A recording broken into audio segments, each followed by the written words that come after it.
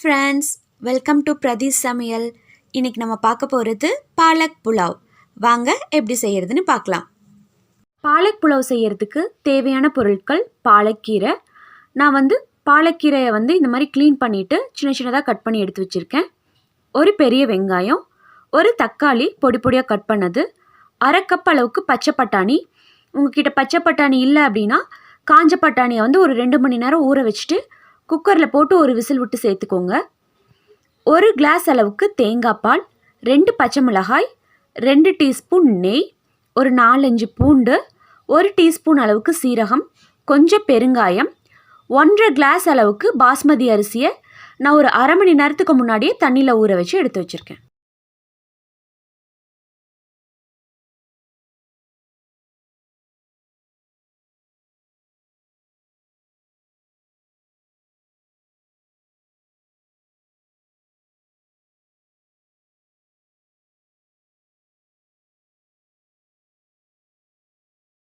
பேனில் 2 ஸ்பூன் அளவுக்கு எண்ணெய் ஊற்றிருங்க. அது கூட 2 டீஸ்பூன் நெய். கீரை சாதம் அப்படிங்கிறதுனால நெய் ஊற்றினா அதோட ஃப்ளேவர் ரொம்ப நல்லாயிருக்கும். நெய் உருகினதும் நம்ம எடுத்து வச்சுருக்க 1 டீஸ்பூன் சீரகம் சேர்த்துடலாம்.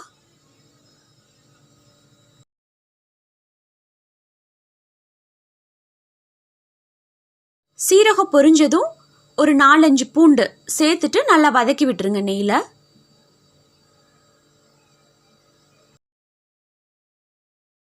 பூண்டு நல்லா வதங்கினதும் நம்ம கட் பண்ணி வச்சுருக்க வெங்காயத்தை சேர்த்துடலாம்.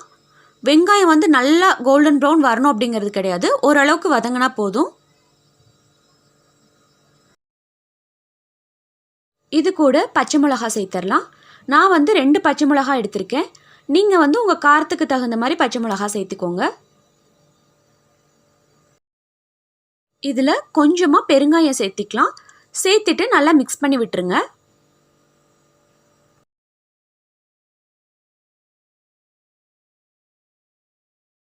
வெங்காயம் ஓரளவுக்கு வதங்கினதுக்கப்புறம் நம்ம கட் பண்ணி வச்சுருக்க தக்காளியை சேர்த்துடலாம். வெங்காயம் தக்காளியும் ஒரு 2 நிமிஷம் வதங்கட்டும், நல்லா வதங்கிரும். இப்போது வெங்காயமும் தக்காளியும் இந்த அளவுக்கு வதங்கினதுக்கப்புறம் நம்ம பச்சை பட்டாணி சேர்த்துடலாம். பச்சை பட்டாணி கண்டிப்பாக சேர்க்கணும் அப்படிங்கிறது கிடையாது. சேர்த்திங்கன்னா டேஸ்ட்டு கொஞ்சம் நல்லாயிருக்கும். நீங்கள் வேண்டாம்னு நினச்சா அதை ஸ்கிப் பண்ணிடலாம், வெறும் கீரை மட்டும் சேர்த்துக்கலாம். பட்டாணியை மிக்ஸ் பண்ணதுக்கப்புறம் நம்ம கட் பண்ணி வச்சுருக்க கீரையை சேர்த்துட்டு நல்லா வதக்கி விட்டுருங்க.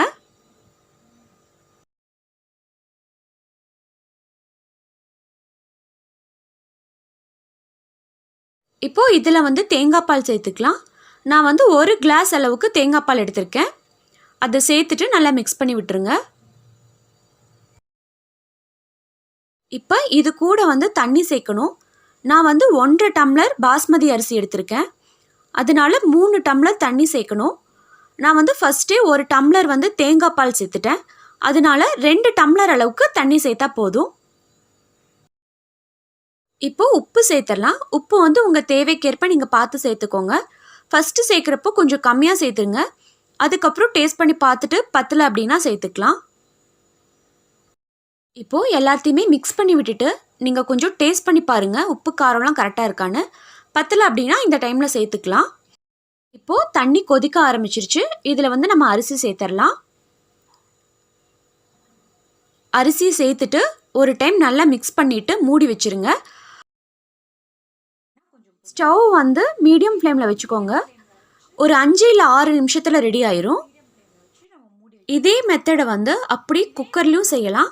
இதில் என்னென்ன சேர்த்தனமோ அது எல்லாமே குக்கர்லேயும் சேர்த்துட்டு சிம்மில் வச்சு ஒரு விசில் விட்டிங்கன்னா கரெக்டாக இருக்கும். இப்போது ஒரு 6 நிமிஷத்துக்கு அப்புறம் நான் ஓப்பன் பண்ணி பார்க்குறேன். வாவ், சூப்பரான பாலக் புலாவ் ரெடி ஆயிடுச்சு. இதை லைட்டாக சைட்லேருந்து லைட்டாக மிக்ஸ் பண்ணி விட்டுட்டு நம்ம சர்வ் பண்ணிடலாம். ரொம்ப ரொம்ப டேஸ்டான ஹெல்த்தியான பாலக் புலாவ் ரெடி ஆயிடுச்சு.